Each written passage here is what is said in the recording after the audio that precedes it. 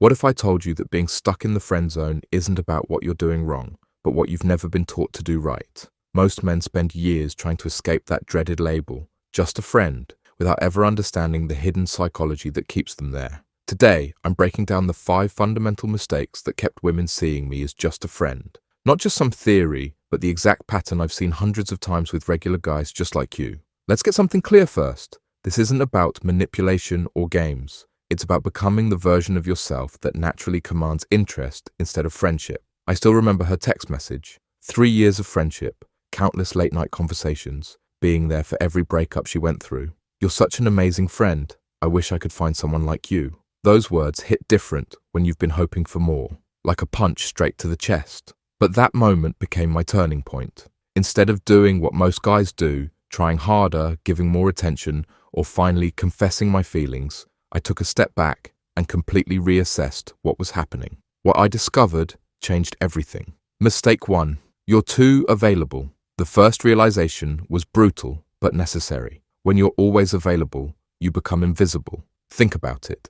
The things we value most in life share one common quality. They're scarce, limited, not easily obtained. Yet there I was, responding to every message within minutes, dropping plans whenever she called, essentially communicating, my time has no value because you're more important than anything else in my life. Here's what I did instead. I created healthy boundaries around my time, not as a manipulation tactic, but as a genuine reclaiming of my life's priorities. I started investing in myself, fitness, career goals, personal projects, and when those occasional, "Hey, can you help me with something?" texts came in, I sometimes simply replied, "I'd love to help, but I'm right in the middle of something important. Can we connect tomorrow?" Instead, something subtle but profound shifted in those interactions. A newfound respect emerged from the space I created. Your availability isn't generosity if it comes at the expense of your self-respect. Mistake 2. You're not triggering emotional contrast. Have you ever noticed how women seem drawn to men who create emotional ups and downs? There's a reason for this that most nice guys completely miss. When you're consistently pleasant, agreeable and supportive, you create emotional flatline. And humans aren't wired to notice things that remain constant. We notice change.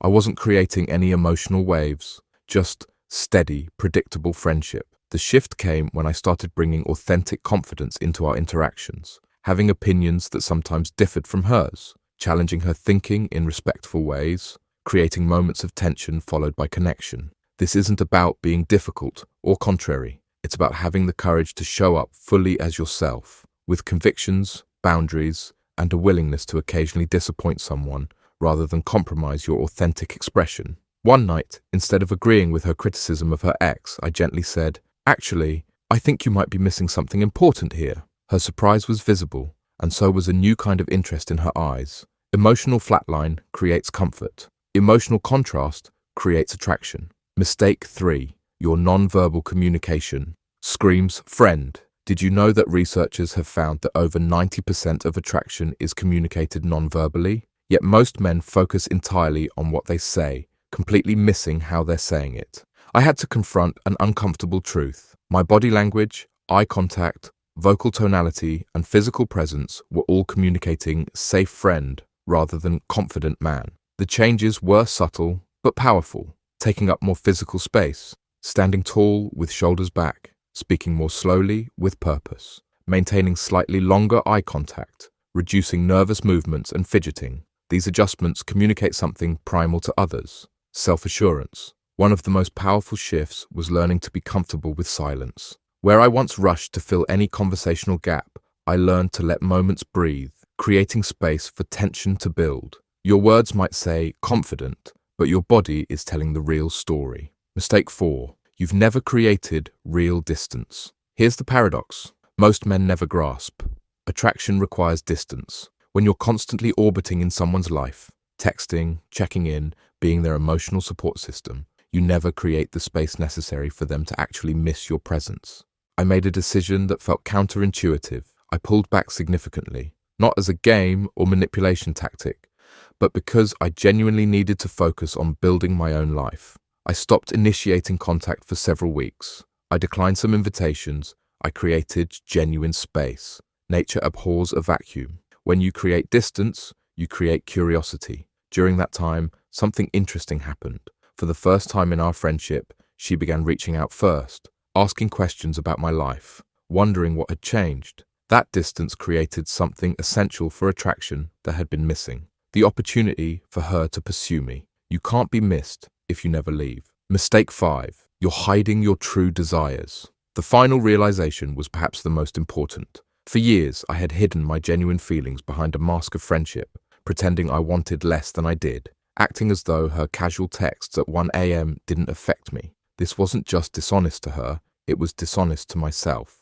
True confidence isn't hiding your desires, it's owning them without apology, while being completely at peace with the other person's response. The transformation came when I finally spoke my truth, not as a desperate confession, but as a confident declaration.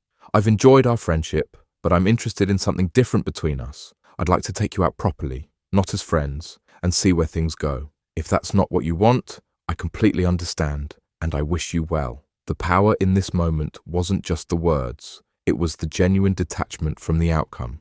I meant every word, including being okay if she wasn't interested. That authenticity, that willingness to risk rejection rather than continue hiding, changed everything between us. Hiding your intentions doesn't make you considerate, it makes you dishonest. What happened next might surprise you. She didn't immediately fall into my arms. There wasn't some dramatic Hollywood moment. Instead, there was something more valuable, a complete reset of the dynamic between us. For the first time, she saw me clearly, not as the nice guy friend she had categorized me as, but as a man who knew his worth and stated his desires without apology. We actually didn't speak for about 2 weeks after that conversation, and I was genuinely okay with that outcome. I had reclaimed my authentic expression, regardless of her response. Then came the text that changed everything. I can't stop thinking about what you said. There's something different about you now.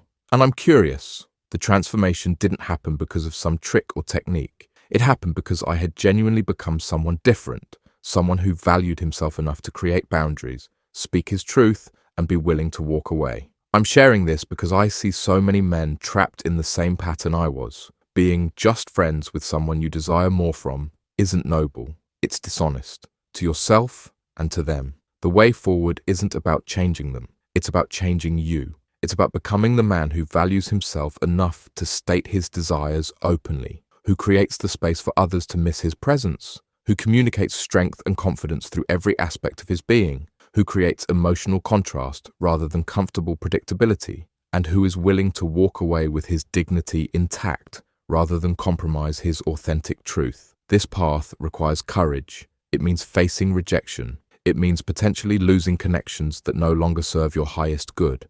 But on the other side of that courage is something far more valuable than any single relationship, a reconnection with your authentic masculine power. That reconnection changes how everyone responds to you, not just one particular person. So ask yourself, are you willing to risk temporary discomfort for lasting transformation? Are you ready to stop hiding behind friendship when you want more? The choice, as always, is yours. But remember this, she can't see you differently until you see yourself differently first. That's the real secret no one tells you about escaping the friend zone. It was never about her. It was always about you.